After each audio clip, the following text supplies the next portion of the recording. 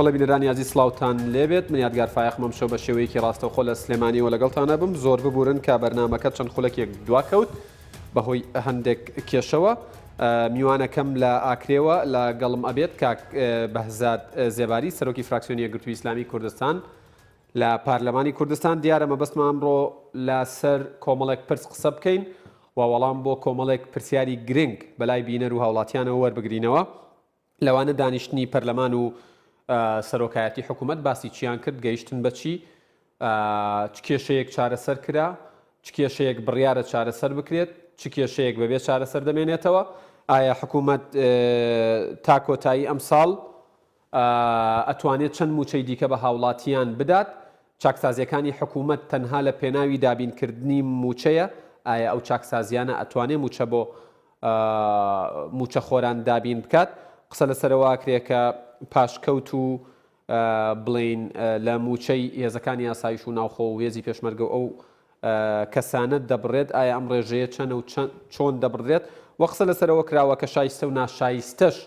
جیا دەکرێتەوە ئایامە بە شێوەیەک دەکرێت فراکسیۆنی یەکگرتووی ئیسلامی کوردستان پرۆژەیەکی پێشکەشی حکوومەت کردووە بۆ چارەسەرکردنی قەیرانەکانی هەرێم ئەم پرۆژەیە باسی چیەکە و مەبەستیشمە قسە لەسەر کۆمەڵێک پرسی دیکەی گرنگ بەلای بینەرەوە وەکو کارەبا و وەکو دابینکردنی سوتەمەنی و ئەم پرسانە بکەین و باس لەوە شەکەین کە حکوومەتی هەرێمی کوردستان بۆ شەشمانگی یەکەم یاخود شەشمانگی یەکەمی ساڵی دارایی 2018 داهاتی چییە و خەرجی چییە کاک بەهزاد دەروێژ زێباری سەرۆکی فراکسیۆنی یەکگرتووی ئیسلامی کوردستان لە پارلەمانی کوردستان سڵاوتان لێبێت لە ئاکرێوە ماندوو نەبن سوپاس بۆم دەرفەتە ئەمێ بۆ پرسیارە دەست پێ بکەم کە ئەمڕۆ پارلەمان و حکوومەت دانیشتن سەرەتا کێ لەو دانیشتنە بەشداری کرد لەلایەنەکان لە ناو پەرلەمان و باس لە چی کرا بناوی خدای بخشنده و مهربان کاک یادگار سلاف بوده و همه بینید خوشتوی کانال که 24 راستی نسبت کو بنا افرو حکومت تحریم کردستانه کو هم بجین سروک حکومت و جگر و گل وزیرت پیوندی دار که گل دسته سروکاتی پارلمانی و دسته سروکاتی سه لجنه پارلمانی کو بینه و لجنه یاسایی و لجنه سامان سروشتی و لجنه دارایی و آبوری پارلمان کردستان دیار حکومت تحریم کردستان اوان بجین رؤیا خو و پروژه خو حبیبو شش هیویت دهاتی آن شش هیویتی کامل 2018 فدیف بزانین ما حکومت رؤیا خو بو پارلمان دیار کریه بله باشە ئێوە وەکو سەرۆک فراکسیۆنەکان بەشدانی دانیشتنەکەتان نەکرد نەخێر باشە بە پێی زانیاریەکانی ئێوە حکوومەتی هەرێمی کوردستان بەنیازی چییە بۆ چارەسەرکردنی قەیرانەکان بێگومان حکومت تحریم کردستان طبعا طبعا دي بيزانية أفريد كوبونوي وحكومات ديار كرياكو تنيا بو أفصالة دشيت موجة جديدة يا غواتا موجة هيفانه ي 2017 طبعا هرب سيستم باشا كاوت كري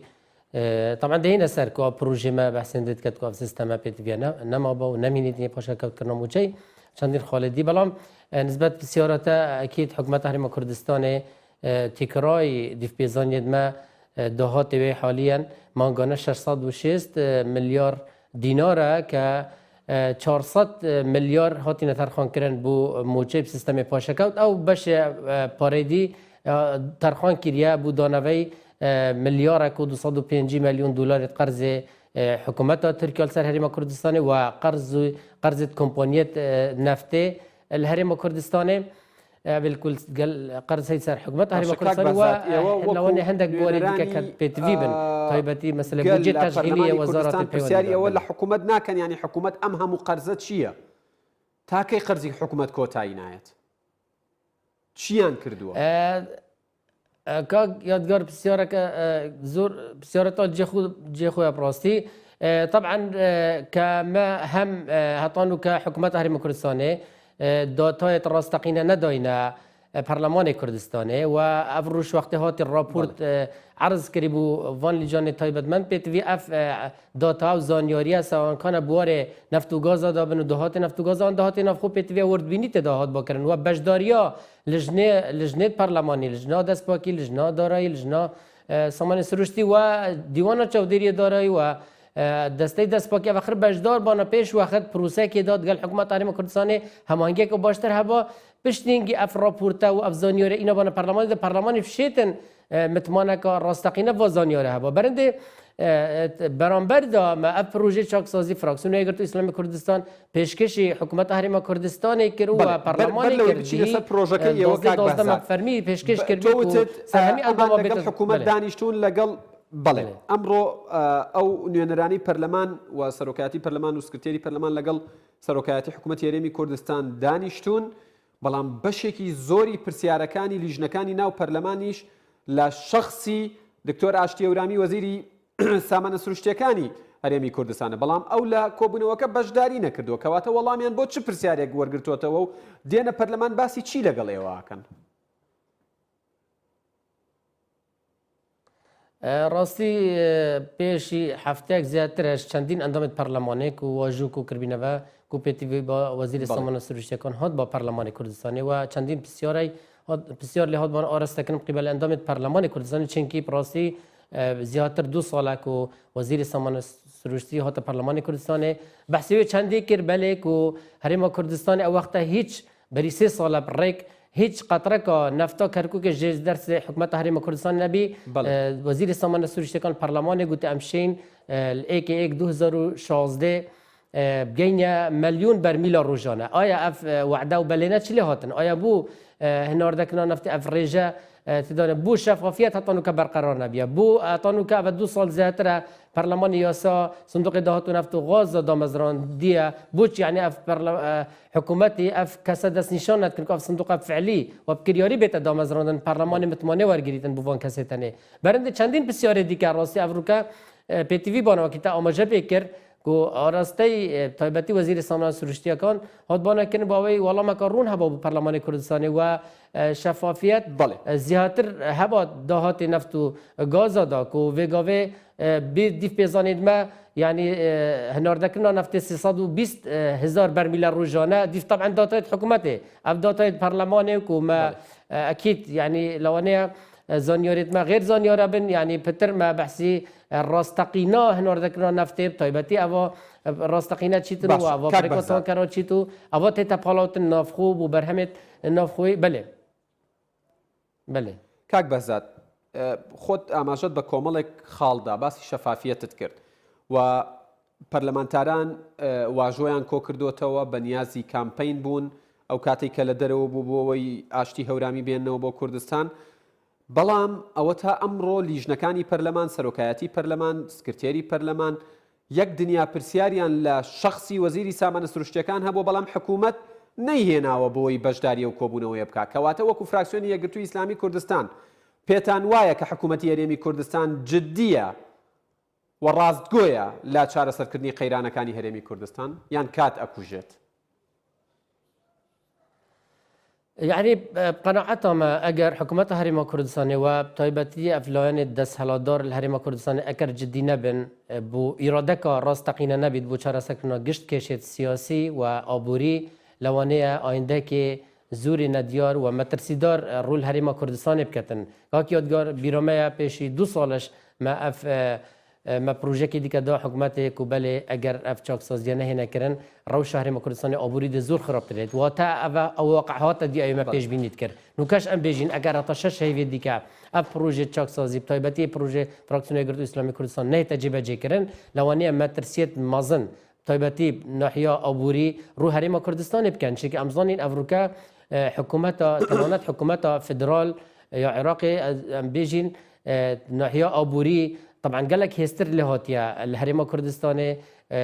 ڕاستە وانیش کێشێت تای کێشێت گەندەلی ئەکیت بەڵام قەناعەتەمە کو vێگاوێ نرخەکە گەلەکە بەرز نەفتەخۆ هەناردەی دەرێتکەن و ڕێژەکە زۆر زیاتر 3,500,000 بەرمیلە ڕۆژانە هەناردەتکەن vێگاوێ واتە پێتەوی حکوومەتە هەرێمە کوردستانê بێتە ژێربارê va çaksaziyet rastaqîne tenanet ew çaksaziyet ev rûka hikûmetê diyar kirî ku hindek destpêka bernameyê de amaje pê kir ku hindek kesêt ku neşayîste bîne pila bala hatîne pila wezîr hatîne xananîşî kirin bû nimûne pilê to bêne xwarê yan hindek kesê dî bêne ladan ev qenaeta me ev hemî rûberî dehel sadê çaksaziya rastaqîne nagrîte berinde pêteviya çaksaziyeka ya rastaqîne we ya hemilane bête encamdan. باشە کاک بەهزاد بینەران چاوەڕێی وەڵامدانەوەی پرسیارێکی گرنگن بە نسبەت ژیان و معیشەت و گوزەرانیانەوە بە پێی زانیاریەکانی ئێوە جەنابتان سەرۆکی فراکسیۆنی یەکگرتووی ئیسلامی کوردستان یەکگرتووی ئیسلامی کوردستان حزبێکی خاوەن کاریگەری و دیارە لە چوارچێوەی 5 پارتە سیاسیە سەرەکیەکەی هەرێمی کوردستان تا کۆتایی ئەم ساڵ موچە یەک موچە دوو موچە هیچ موچە ئەدرێ بە هاوڵاتیانی هەرێمی کوردستان و موچە خۆران طبعا اف ديف زونياري افيتكم هاي وديف او داتايت حكومت اخستيا بردمي برلمان تنانت دهينا بيريش انجمن وزيران كوبونا خدا بحث في چندي كربيك او دي بله موچه حیوان هیچ دیدن سیستم پاشکاوت و او نیاز و چندینکو شش حیوان بیتیش اف سیستم بردام بیت پاشکاوت کردن موچه لبراستی ام بیجین اوا خلالک مازنه پتویا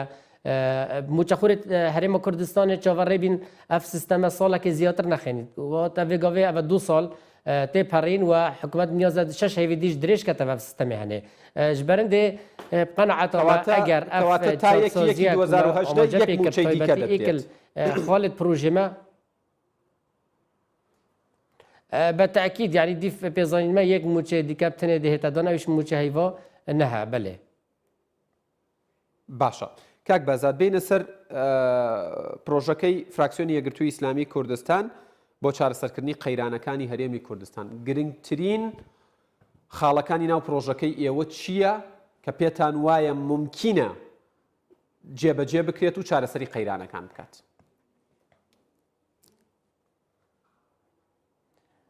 بله که یادگار به نسبت پروژه فراکسیون یەکگرتووی ئیسلامی کوردستان طبعا پروژه بشێوەیەکی زانستی واقعی و کرد مودا بو 6 هیوا بو حکومت کار راگذاری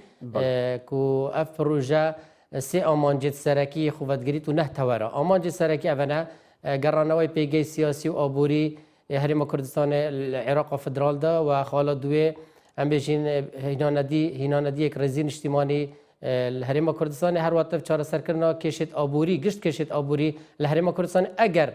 نیاز پاکی و اراده کا یا جدی هبیتن لای حکومت هرم کردستان و پارتن دست حالات و راستقینه توی دمیدا 600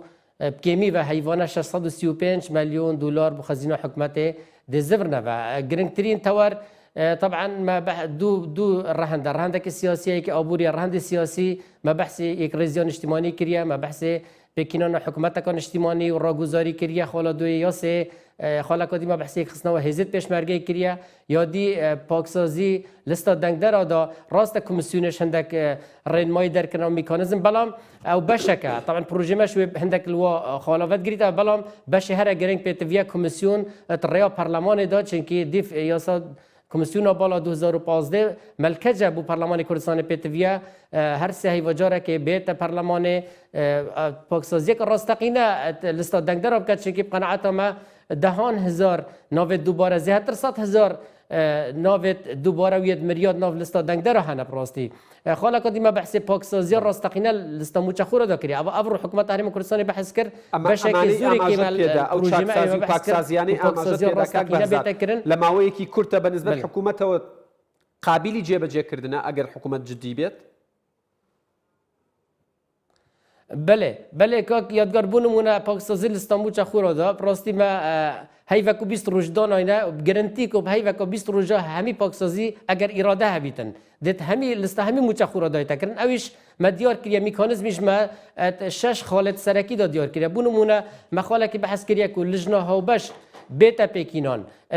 پارلمان کردستان لجنه دارایی و دست پاکی و دگل حکومت هرم کردستان و دیوان چودری دارایی و دسته دست پاکی بین لجان آدان سر آست همی فرمانگت حکومت هرم کردستان رکا وزارت خون بین ملزم کردن گفت ماوی هیوه که زیاتر نبیتن هر کسی که موچه ورگرید بیت دیار کن اوی ملف دامزراندن هیا آنها چه فرمان هاتی دامزراندن کی هاتی دامزراندن چه پله هاتی دامزراندن او دوام خود کات یا نه دی بوم در کویتن فعلا تو وقت دا دو لستکا موچه خورت راستقینه کو وگاوی بین قربانیت لستا دوه او کو نه موچه خورت راستقینه نه اجبرنده بقناعته ما اگر اراده بيت خلال هي وكو 20 روجا لستا موچخورا دهتا پاکرن و او دیگه که ما گوتی شش هی مدارينا كردستان اراده هبت لماوي 50 روجا اتوانيت چاکسازی بکات کاک بهزاد ئایا پێدانی ئەم پرۆژەیە بە حکوومەت هەرێمی کوردستان بە مانای ئەوە دێت کە یەکگرتووی ئیسلامی کوردستان پاڵپشتی مانەوەی ئەم حکوومەتەی ئێستا ئەکا بۆ ئەم قۆناغا تا کاتی هەڵبژاردن؟ كاكيا ديار نظام كاتا جنابتا بروجي ما خوانديانا چيكي خالا دوي ما بحثي حكومتا راگوزاريت كاين براستي كو بقناعتا ما بوش راگوزاريا چنكي بقناغا كا وقتيا كو شش هي حتى 8 هيفاتينا بريتن اما دسازيا كد بو هل بجارتنيت بيت واتا اف حكومتا قابل همي گوران کاریا تایبتی ما پروژه خود بحثی انجمن بالای نفت و گاز کریا کو ویگا به حال حاضر دو پارتی دسالات تتا پیکینان 5 کسن بلام دو پارتی دسالات بجدار تدا ما اما جفند کریا کو هر 5 لان سیاسی نینریت هر 5 لان سیاسی وزیرت وان بجدار بن انجمن بالای نفت و گاز دا یادی ما گوتی اف وزارت ویگاوی وکالتنا ریو برن تقریبا 5 وزارت وکالتن یعنی بشواکی توافق سیاسی و اجتماعی تایبتی هر 5 لانی سره کی بیت کردن که وزارت بین پرکنه و ترشیقش بیت کردن ترشیق میگه 22 وزیر وزارت قابل هندینه که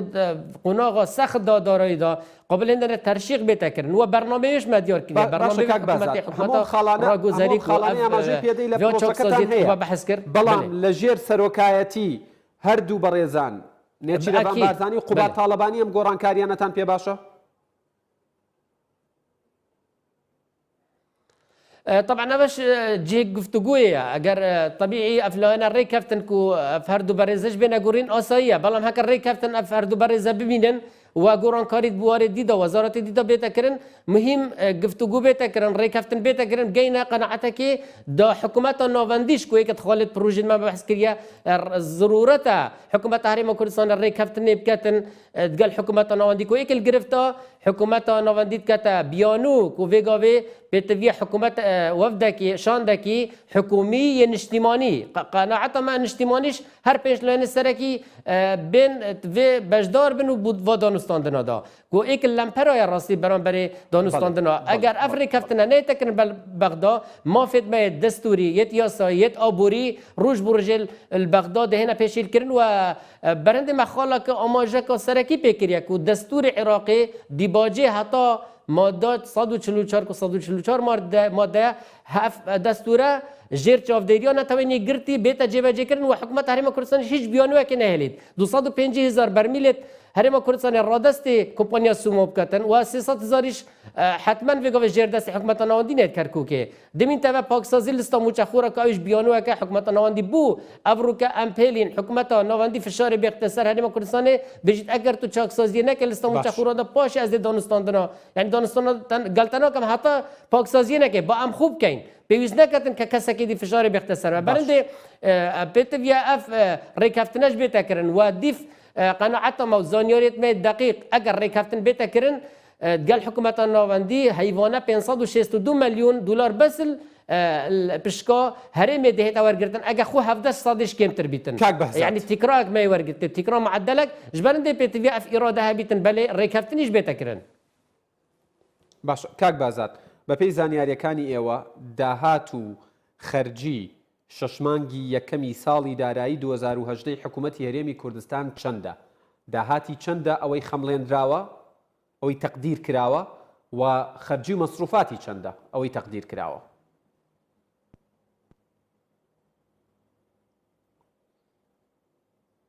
كردستان من أمجش بيكر يعني دهات همو دهات نافخو مزندك يهات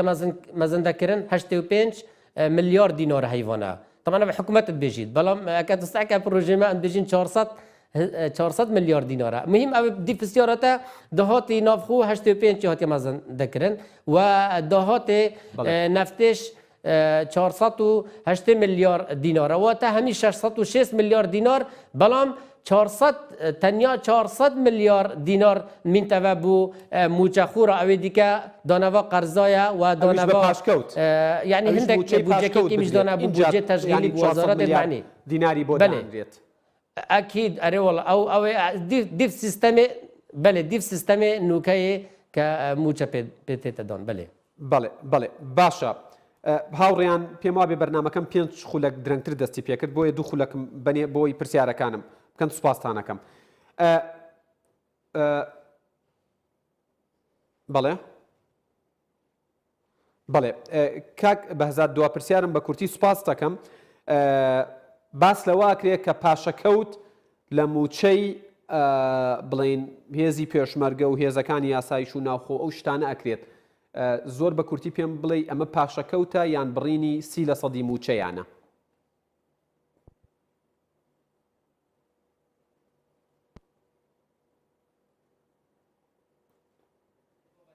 واتە دادپەروەری هەبی دۆبەشکردنەوە موچەیدا نە هەندێک هێز اف هزید نافخو بن آن پێشمەرگە بن وێ گۆڤش مە داخواست کردیە اف هزید ڕاستەقینەیە پێشمەرگەی کوردستانی با موچەی خۆ تەواو وەرگرن کە ژمارە مەزندا تێتەکردن 90,000 کەسە بەڵام ئەوێ دیکە ئەو 220,000 دیکە ئەوێ سەر هێزە پێشمەرگەی موچەی وەرگرن وەلماڵێت خوڕنیشتینە ڕۆژێکی ئەم بێژین پێشمەرگاتیش نەکریان تڤەنگیش نەدەستدایێ بەرندێ ئەم بێژین ئەف پێشمەرگێ تەنیش بینە قوربانیەت موچە خوردن بەرندێ مە داخواست کرد دادپەروەری بێتەکردن واتە ئەگەر ئەسڵ وایە بڕیارە 64 بێتە هەڵوەشاندن پۆشەکەوت نەمینیتن سیستەمی پۆشەکەوت بەڵام ئەگەر هەر نێتەکردن دادپەروەری بێتەکردن واتە ئەم بێژین ڕێژە پۆشەکەوتکردنەوە موچەی بێتەکێمکردن واتە موچەی هەیوانەیە فەرمانبەرە زیاتر بیت و ئەوێ دیکە ئەوێت هەمی وەرگرن هەندێک ڕێژە لوە بێتە برین بۆ ئەوەی هاوسەنگی و دادپەروەری دروست بیتن بەڵێ دیارە پاشەکەوت پێچێت کۆتایینەیەت بە نسبەت هاوڵاتیانەوە پاشەکەوتە سەپێنراوە چونکەوە باس لەواکرێ 660 ملیار دینار داهاتە بەڵام 400 ملیاری بە پاشەکەوتەوە اینجا بۆ موچە ئەچێت کاک بەهزاد دەروێژ زێباری سەرۆکی فراکسیۆنی یەکگرتووی ئیسلامی کوردستان لە پەرلەمانی کوردستان لە ئاکرێوە میوانمان بوو زۆر سپاس بۆ زانیاریەکانت سپاس بۆ ئەو کاتی بە ئێمە بەخش زۆر سپاس هەر بژین بەڵێ بینەرانی ئەزیز باسی ڕۆژ کۆتایی هات تا باسی ڕۆژێکی دیکە ئێوە و کوردستان لە ئەمانەتی خوادا بن کاتێک